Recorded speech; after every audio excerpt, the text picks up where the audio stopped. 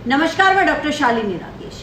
हमारे समाज में अगर कोई पुत्र अपने पिता या दादा के द्वारा बनाई गई संपत्ति को अपना खर्चा चलाने के लिए बेचता है तो उसे नालायक बेटे का दर्जा दिया जाता है, या वह अपने बाप या दादाओं के द्वारा बनाई गई संपत्ति को गिरवी भी रखता है तो भी हम उसको एक अच्छा बेटा नहीं मानते हैं। और फिर यह सरकार क्या कर रही है? यह सरकार तो ढोल नगाड़े बजा करके बाकायदा एक प्रोग्राम बना करके देश की सारी संपत्ति को बेचने पर उतारी है, और वो भी कौड़ियों के दाम पर। जो भारत पहले सोने की चिड़िया कहलाया जाता था, आज उस देश की संपत्ति को अपने कुछ चंद मित्रों को फायदा पहुंचाने के लिए सत्ता में बैठी हुई भाजपा सरकार उस संपत्ति को बेच रही है। छुप करके बेचना तो अब तक चल रहा था, लेकिन अब तो बाकायदा उसके लिए एक प्रोग्राम बनाया जा रहा है, या यूं कहिए कि बना दिया गया है और कंपनियों को बिकने की कतार में लगा दिया गया है। और उस पर यह भी कह रहे हैं कि ये सेल नहीं है, हम तो इसको किराए पर दे रहे हैं, जनता का बेवकूफ बना रहे हैं। कोई एयरपोर्ट 50 साल के लिए लीज पर दिए जाते हैं, या रेलवे 99 ईयर्स की लीज पर दी जाती है। बेवकूफ किसको बनाना चाहते हैं आप? आपने सारे के सारे देश को बेच दिया है, और कहते क्या थे कि मैं देश नहीं बिकने दूंगा, मैं देश नहीं बिकने दूंगा कह करके आपने सारे के सारे देश को बेच दिया है, और भारत की जनता के हाथ में आज कटोरा आ गया है। इसी को कहते थे कि आप विश्व गुरु बनाएंगे। ऐसा होता है विश्व गुरु बनाना? सारे के सारे देश का आपने पैसा बना करके और अपने पूंजीपति दोस्तों को दे देना है। आप ऐसा क्यों कर रहे हैं? आप क्या ये सोचते हैं कि जनता की समझ में कुछ नहीं आता है? जनता सब जानती है, क्योंकि आप अपने मित्रों को संपत्ति बेचते हैं और वो बदले में आपके पार्टी के फंड में चंदा देते हैं। 2014 में के बाद से भारतीय जनता पार्टी के कोष में जितना चंदा आया है उतना किसी भी पार्टी के कोष में नहीं आया, या इससे पहले की सरकारों ने के कोष में भी नहीं आया। आप यह भी कह सकते हैं कि पुरानी सरकारें भी ऐसा ही करती थी, लेकिन इस तरह से इतना संपत्ति को बेच देना आज तक किसी भी सरकार ने नहीं किया है। आपका जो एक दिन का पार्टी फंड है वह लगभग 10 करोड़ रुपए है, यानी कि 10 करोड़ रुपए प्रतिदिन। तो क्या आप अंदाजा लगा सकते हैं कि भारतीय जनता पार्टी क्यों विश्व गुरु बनने की बातें कह रही थी? हो सकता है कि आगे आने वाले समय में तो वह विश्व की रिचेस्ट पार्टी बन जाए। ऐसा क्या हुआ कि भारत के अंदर जनता तो गरीब पर गरीब होती जा रही है, लेकिन कुछ पूंजीपति दोस्त जो हैं वो अमीर पर अमीर होते जा रहे हैं, और देश की सारी संपत्ति जो है, अगर आप ध्यान देंगे तो कुल 10 ऐसे उद्योगपति मिलेंगे जिनको ये सारी की सारी संपत्ति बेची जा रही है। देश आपको कभी भी माफ नहीं करेगा।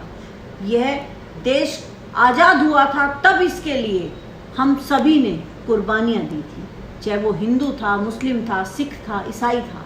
बड़ी ही मुश्किल से हम लोगों ने ये आज़ादी पाई। उसके बाद में हमने जो देश कभी सुई भी नहीं बनाता था, वह देश आज इतने तरक्की कर गया कि वहाँ पर बड़े बड़े कारखाने चल रहे, और आपने उन सब पर पानी फेर देना है।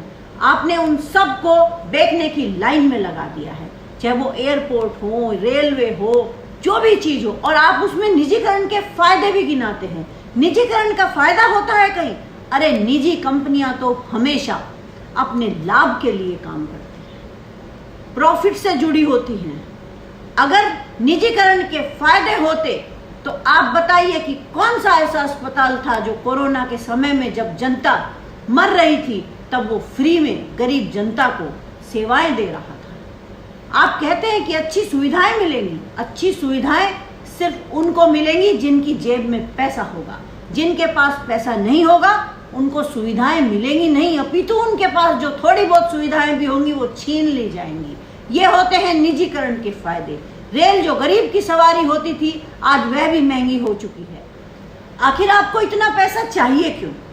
आपको इतना सारा पैसा इसलिए चाहिए क्योंकि भारत एक गरीब देश है, लेकिन अगर आप देखेंगे तो 543 सांसद में से कम 477 जो सांसद हैं वो अरबपति या करोड़पति हैं। यानी कि जो गरीब आदमी है वो ना तो यहाँ पर कभी सांसद बन सकता है, ना वो विधायक ही बन सकता है, क्योंकि सब चीजों के लिए मनी चाहिए। और मनी किसके पास होगी? भारतीय जनता पार्टी के पास होगी। विपक्ष क्या करेगा? विपक्ष के पास कोई पैसा अब रहने वाला नहीं है और गरीब आदमी चुनाव लड़ ही नहीं सकता है। खैर वो बेचारा पहले भी नहीं लड़ सकता था, इसमें आपका कोई दोष नहीं है, क्योंकि यहाँ पे सत्ता जो है वो पूंजीपतियों के हाथ में ही होती है, चाहे उन पर कितने ही आपराधिक मुकदमे क्यों ना लगे हुए हों। और 543 सांसद में से 277 सांसद तो ऐसे हैं जिन पर इतने गंभीर मुकदमे हैं कि अगर उनको सजा मिलने लगे तो कम से कम 7 साल वो जेल के अंदर रहेंगे और कुछ तो उम्र कैद की उनको सजा हो जाएगी। लेकिन कोई फर्क नहीं पड़ता है, क्योंकि आप सत्ता में जो बैठे हैं जो चाहे हो सकता है और आप उनको जनता जनार्दन ही चुन करके भेजती है। कमाल तो यह भी है ना, क्योंकि जनता जो है इसमें सारी जो गलती है वो सरकारों की नहीं है, जनता भी तो गलती करती है, जनता भी तो लोभ में आ जाती है। वो जो क्षणिक लोभ होता है ना वो आपके लिए जानलेवा साबित होता है। और इसीलिए आप जनता के लिए कभी भी कोई सरकार अच्छे अस्पताल बनाने के बारे में नहीं सोच रही है। क्यों नहीं सोच रही है? क्योंकि ये तो कीड़े मकोड़े हैं, मरने दीजिए इनको, क्या फर्क पड़ता है। बड़े बड़े प्राइवेट हॉस्पिटल बनाए जा रहे हैं और या बन चुके हैं, उनके अंदर किसका इलाज होता है? सब अमीर आदमियों का इलाज होता है। उसके बाद इंश्योरेंस कंपनी होती है, इंश्योरेंस कंपनी किसका इंश्योरेंस करती है? अमीर आदमी का कि गरीब आदमी का? अमीर आदमी का। गरीब की जान की तो कोई कीमत ही नहीं होती है। गरीब तो इस देश के अंदर कोरोना के समय में जब एकदम से बंद शटर डाउन कर दिया गया था इस पूरे देश का ही, जिसको आपने लॉकडाउन का नाम दिया था, उस समय जनता तो पैदल चलने को मजबूर थी। वो पैदल चलते चलते भूखे प्यासे मर गए थे। जनता वह दिन भूली नहीं है। और अगर हम यह कहें कि यह हम कहीं दोबारा से गुलाम होने की तरफ तो नहीं बढ़ रहे हैं, तो यह गलत नहीं होगा, क्योंकि अंग्रेज भी क्या करते थे? अंग्रेज भी हमारे जो देश की संपत्ति है उसको औने पौने दांव में बेचते थे और पैसा जो है वो विदेशों को भेज देते थे। और आप लोग क्या कर रहे हैं? आप भी तो यही करते हैं। आप भी देश की संपत्ति को कौड़ियों के दाम बेचते हैं और आपके पूंजीपति दोस्त उसको खरीद लेते हैं। खरीद करके और खरीदने के लिए भी आप भारत सरकार से लोन दिला देते हैं और फिर वो सारा का सारा जो पैसा है वो विदेशों में चला जाता है। वो जो कंपनियां हैं वो खुद को दिवालिया घोषित कर देती हैं। दिवालिया घोषित करने पर जो लोन होता है वो नहीं चुकाया जाता है और आप उसको रिटर्न ऑफ कर देते हैं, यानी कि आप उसको माफ कर देते हैं। जनता की मेहनत की कमाई आज विदेशों में जा रही है। भारत कंगाल होता जा रहा है। वह दिन अब दूर नहीं है कि चाहे आपके पास डिग्री कोई सी भी क्यों ना हो, कितनी भी बड़ी डिग्री हो, कितनी भी छोटी डिग्री हो, उसके कोई मायने नहीं रह जाएंगे। सिर्फ उसी को नौकरी मिलेगी जिसके हाथ में पैसा होगा। आप नए नए लेबर लॉ भी लेकर के आ रहे हैं। किसके लिए लेकर के आ रहे हैं? अपने पूंजीपति दोस्तों के लिए, ताकि 12-12 घंटे मजदूर काम करेगा। उसको तो सुविधा की जरूरत है ही नहीं, उसको तो आराम की जरूरत है ही नहीं। आपका ही तो होता है लंच टाइम 1 से 4 तक, आपको तो 3 घंटे का लंच चाहिए। उसको तो लंच भी नहीं चाहिए। वो तो रात दिन काम करेगा, मर जाएगा। उसके बाद में आप उसके बेटे को नौकरी पर लगा लेंगे, उसको भी आप उतनी तनख्वाह दे देंगे। यहाँ पर शायद भारत ये ऐसा पहला देश होगा जिसके अंदर महंगाई तो बढ़ रही है लेकिन लोगों की आमदनी घट रही है। लोगों की आमदनी घट रही है, उनकी मजदूरी घट रही है। आप आज सारे देश को अडानी और अंबानी का मजदूर बना देना चाहते हैं। और जब ये सब लोग मजदूर हो जाएंगे, इनके पास सोचने की ताकत नहीं रहेगी।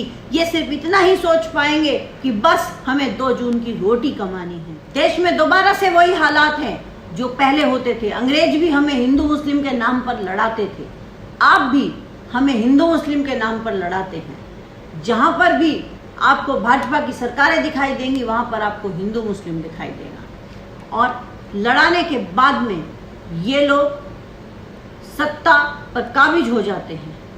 वो गोरे अंग्रेज थे, आप काले अंग्रेज हैं। वो लोग अंग्रेजी बोलते थे, आप शुद्ध हिंदी बोलते हो। आपको तो पहचानना और भी ज़्यादा मुश्किल हो गया है। हम लोग तो आपको अपना समझ बैठे थे, लेकिन आप अपने नहीं हैं।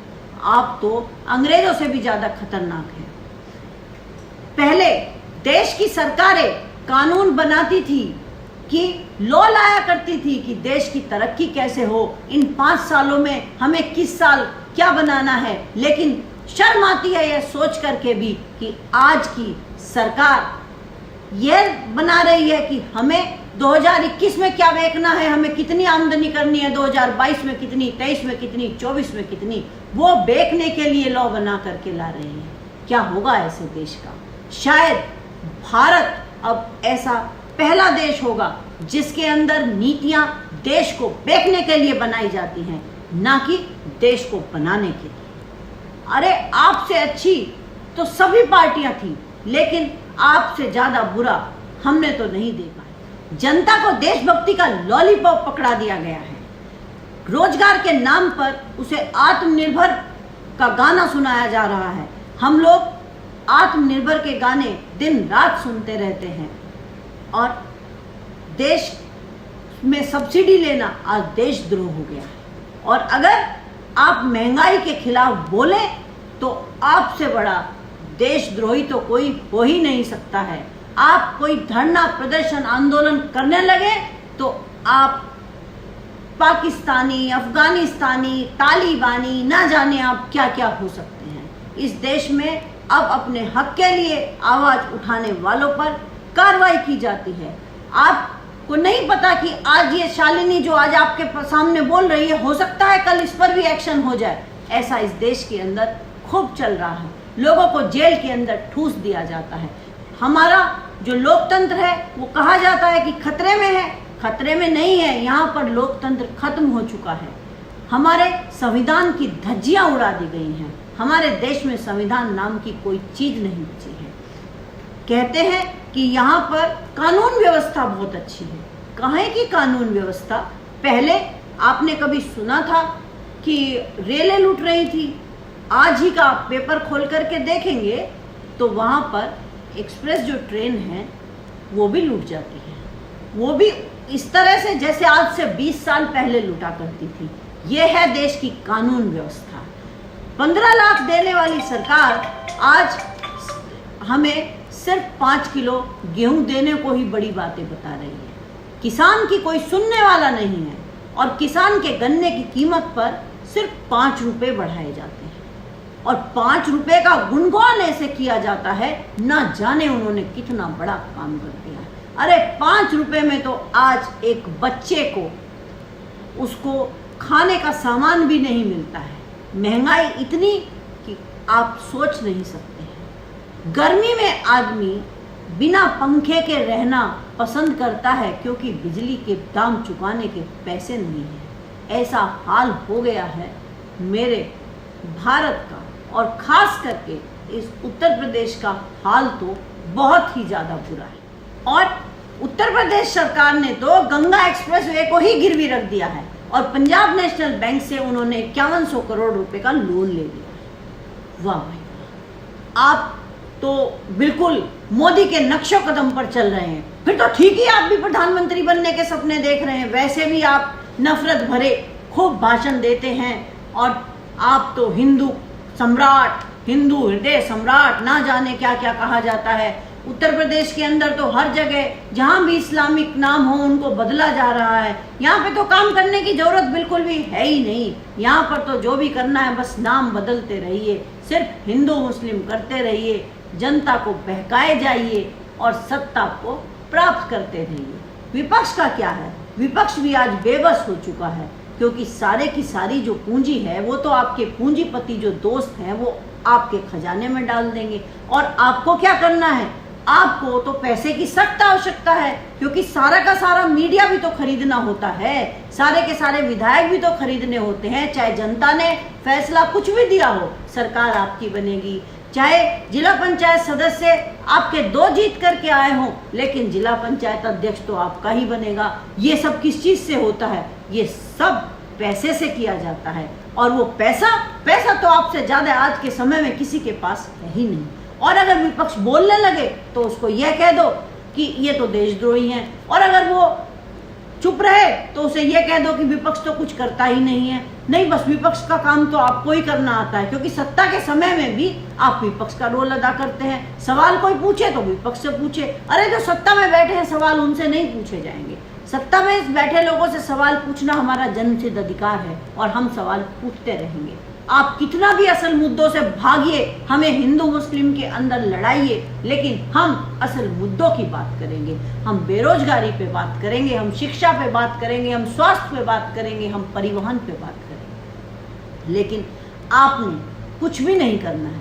आप तो चाहते हैं कि हम जनता सिर्फ आपकी भीख पर निर्भर रहे।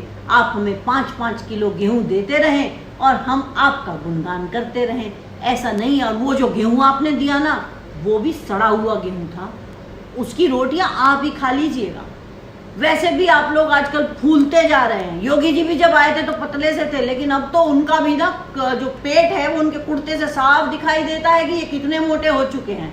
खा खा करके मोटे हुए जा रहे हैं। अरे मोटे लोगों को हार्ट अटैक भी बहुत जल्दी आ जाता है, इसलिए कम खाइए, स्वास्थ्य अच्छा रहेगा। जनता को कम नोचिए। ये जो जनता है ये गद्दी पर चढ़ा भी देती है और पाताल लोक में उतार भी देती है। कहीं ऐसा ना हो कि आप तो सपने देख रहे हैं कि हम तो 50 साल तक राज करेंगे। अरे हम तो बस अमर हैं, अमर यहाँ पर कोई नहीं है। सभी को एक ना एक दिन ये भूमि छोड़ करके जाना है। याद रखिए कि बड़े बड़े आए और बड़े बड़े चले गए। जब वो लोग नहीं रहे तो आपका क्या होगा। कम से कम ईश्वर से डरकर ही इस देश को मत बेचिए। ये हमारी भारत माता है। सिर्फ जयकारे लगाने से कुछ नहीं होता है।